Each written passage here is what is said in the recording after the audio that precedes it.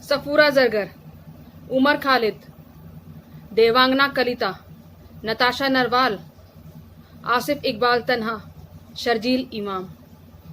क्या आप लोग जानते हैं दोस्तों इन चेहरों में कॉमन क्या है? सोचिए, फिर हम आपको बताते हैं। हेलो दोस्तों, मैं हूं आपकी दोस्त वंदना और मेरे इस यूट्यूब चैनल लीगल चॉइस पर आप सबका स्वागत है। दोस्तों, ये जो मैंने कुछ चेहरे आपको दिखाए हैं, ये कौन है?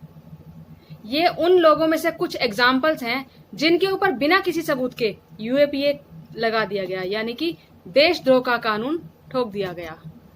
तो दोस्तों, आज की अपनी इस वीडियो में हम जानेंगे यूएपीए क्या है, कब बनाया गया और इसको बनाने की क्या जरूरत पड़ी और कैसे सरकार इसका मिसयूज करती है, और अब लेटेस्ट सुप्रीम कोर्ट ने इस मिसयूज के ऊपर क्या कहा है। तो चलिए अपनी वीडियो शुरू करते हैं। यूएपीए क्या है? ये नाम तो सुना होगा आपने, आजकल बहुत पॉपुलर है। चलिए जानते हैं। दोस्तों, सबसे पहले जानते हैं कि यूएपीए क्या है। UAPA unlawful activity prevention act. Unlawful मतलब कोई भी ऐसी चीज जो लॉ के अगेंस्ट है। तो अनलॉफुल एक्टिविटी, कोई भी ऐसी एक्टिविटी जो लॉ के अगेंस्ट है, उससे जो हमें प्रोटेक्शन लेनी है, उसके लिए बनाया गया यूएपीए। तो अब पहले ये जानते हैं कि यूएपीए कब बना और क्यों बना। सीएन अन्नादुराई, इन्होंने डीएमके पॉलिटिकल पार्टी बनाई और मद्रास का नाम बदलकर इन्होंने ही तमिलनाडु किया। इन्होंने अपनी 1962 की राज्यसभा की स्पीच में सेपरेट तमिल कंट्री का प्रस्ताव रखा, लेकिन 1962 में ही इंडो चाइना वॉर की वजह से इन्होंने अपने इस प्रपोजल को वहीं छोड़ दिया। अब इंडियन गवर्नमेंट की क्या प्रॉब्लम थी? इन सब से इंडियन गवर्नमेंट पूरी तरीके से पैनिक में आ गई थी। उन्होंने सोचा, जो वॉर हमारी हो रही है उसमें तो हम इमरजेंसी प्रोविजंस लगा के कैसे न कैसे निपट ही लेंगे, लेकिन जो देश को खोखला करने में लगे हैं, जो देश के अंदर ही लोग देश को तोड़ने में लगे हैं, उनसे कैसे निपटा जाए। तब गवर्नमेंट ने सोचा कि जो डोमेस्टिक क्राइसिस है, इससे निपटने के लिए लोगों को जो फ्रीडम मिली हुई है, जो कॉन्स्टिट्यूशन में फ्रीडम मिली हुई है, उसको थोड़ा सा रिस्ट्रिक्ट किया जाना जरूरी है। और तब जाके यूएपीए का कानून लाया गया।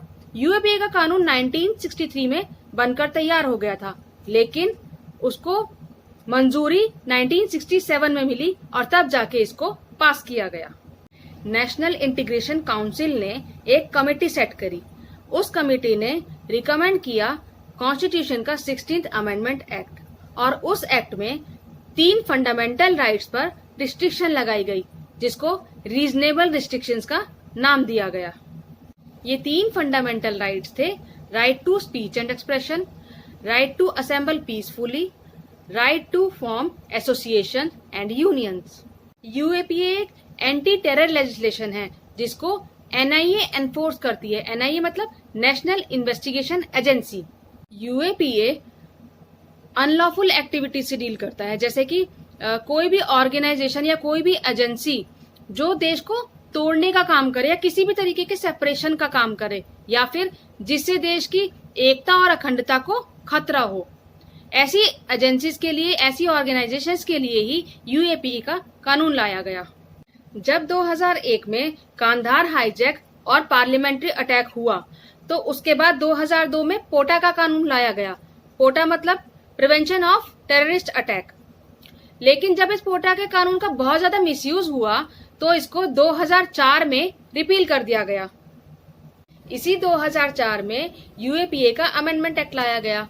इसमें जो जितनी भी टेररिस्ट एक्टिविटीज थी, उनको पनिश करने के लिए कुछ नए चैप्टर्स ऐड कर दिए गए थे। ये अमेंडमेंट इसलिए भी इम्पोर्टेंट था क्योंकि 2004 में ही पोटा का जो एक्ट था उसको रिपील किया गया था, और जो पोटा के फीचर्स थे उसको यूएपीए एक्ट में ऐड कर दिया गया था। जैसे जैसे टेररिस्ट अटैक्स की टेक्निक्स बदलती गई, वैसे वैसे जो यूएपीए का कानून था, इसके भी अमेंडमेंट्स होते गए, और उनमें उन अमेंडमेंट्स में से सबसे ज्यादा इम्पोर्टेंट 2019 का अमेंडमेंट था। तो देखते हैं 2019 में क्या अमेंडमेंट हुई थी। 2019 से पहले जो ये यूएपीए का एक्ट था, ये सिर्फ ऑर्गेनाइजेशंस या एजेंसीज पर ही लागू होता था, लेकिन 2019 के अमेंडमेंट के बाद ये कानून किसी सिंगल पर्सन, किसी इंडिविजुअल के ऊपर भी लागू हो सकता था। अगर कोई टेररिस्ट एक्टिविटी को कमिट करता है, उसमें पार्टिसिपेट करता है, उसको प्रमोट करता है या फिर किसी भी तरीके से उसमें इन्वॉल्व होता है, तो गवर्नमेंट बिना ट्रायल के उस ऑर्गेनाइजेशन या उस इंडिविजुअल को टेररिस्ट घोषित कर सकती है। अब देखते हैं इसकी डिटेंशन प्रोविजंस क्या हैं। जिस व्यक्ति पर यूएपीए का कानून लगाया जाता है, उसको 180 दिनों के लिए सीधा जेल भेज दिया जाता है, वो भी बिना किसी ट्रायल के, बिना चार्जशीट फाइल किए, और इस पीरियड को आगे एक्सटेंड भी किया जा सकता है। इन 180 दिनों में उसको राइट टू बेल भी नहीं मिलेगा। जहां नॉर्मल क्रिमिनल लॉ सिस्टम में सीआरपीसी के सेक्शन 167 के तहत ऐसी सिचुएशन में किसी को 90 दिन तक डिटेन किया जा सकता है और 90 दिन के बाद उसे राइट टू बेल अराइज हो जाता है और उस राइट टू बेल के बाद उसे डिटेन नहीं किया जा सकता। वहीं यूएपीए एक्ट 43D में अगर इन्वेस्टिगेशन कंप्लीट नहीं हुई है तो किसी भी व्यक्ति को 180 डेज तक डिटेन किया जा सकता है और इस पीरियड को आगे भी बढ़ाया जा सकता है बिना चार्जशीट फाइल किए, और तब तक उसका राइट टू बेल भी अराइज नहीं होगा। इस अमेंडमेंट के बाद जिस भी व्यक्ति को टेररिस्ट घोषित किया जाता है उसका नाम 4th शेड्यूल में डाल दिया जाता है। लेकिन इसमें एक रेमेडी भी है कि जिस व्यक्ति का भी नाम इसमें डाला जा रहा है, जिसको भी टेररिस्ट घोषित किया जा रहा है, वो 45 डेज के अंदर गवर्नमेंट से अपील कर सकता है कि उसका नाम 4th शेड्यूल से डीनोटिफाई किया जाए। अब ये 2019 के अमेंडमेंट के बाद आप ये देखिए कि कितना भयानक, कितना टफ ये कानून बन गया है। टेररिस्ट, किसी को भी टेररिस्ट घोषित कर देना और फिर जिसको टेररिस्ट घोषित किया जा रहा है उसका क्या, उसकी पूरी लाइफ स्पॉइल हो जाना, उसका एक अस्तित्व खत्म हो जाना, उसकी सिविल डेथ हो जाना, ये हो जाता है इस कानून का मतलब। इसीलिए इसको ड्रैकोनियन लॉ भी कहा गया है। लेकिन इससे हमारी गवर्नमेंट्स को बड़ा फायदा है। सुपर पावर हाथ लग गई है हमारी गवर्नमेंट्स के। जो भी सरकार के खिलाफ आवाज उठाता है उसको उठा के यूएपीए लगा देते हैं, जो भी प्रोटेस्ट करता है उसको उठा के यूएपीए लगा दिया जाता है। कोई भी पार्टी विशेष का हो या फिर किसी विशेष कम्युनिटी से बिलोंग करता हो, यूएपीए लगा दिया जाता है। इस तरीके से सरकार यूएपीए का मिसयूज कर रही है। और ऐसा नहीं है कि ये मौजूदा सरकार कर रही है, ये बहुत पहले से सरकारें करती आ रही हैं। लेकिन आज के टाइम में जो सरकार, मौजूदा सरकार बैठी है, उसको इस कानून से बड़ा प्यार है। इस तरीके से इस कानून का मिसयूज हो रहा है, गलत इस्तेमाल हो रहा है, क्योंकि जितने भी केसेस होते हैं उसमें से मैक्सिमम केसेस में लोग रिहा हो जाते हैं क्योंकि उनके खिलाफ कोई सबूत मिलते ही नहीं है। सिर्फ उनसे भड़ास निकालने के लिए, उनको परेशान करने के लिए उन पर ऐसे कानून लगाए जाते हैं। ये पिछले 5 साल के आंकड़े हैं दोस्तों, कि कैसे साल दर साल जो हमारे यूएपीए के केसेस हैं बढ़ते चले गए। इस तरीके से सरकारें मिसयूज करती हैं, देखिए इन आंकड़ों को। लेकिन अब इस मिसयूज को रोकने के लिए हमारी सुप्रीम कोर्ट ने लास्ट वीक ही एक ऑर्डर दिया है। उस ऑर्डर में उन्होंने कहा है कि यूएपीए के अंडर अब कोई भी नया केस दर्ज नहीं होगा, क्योंकि इस कानून का मिसयूज किया जा रहा है।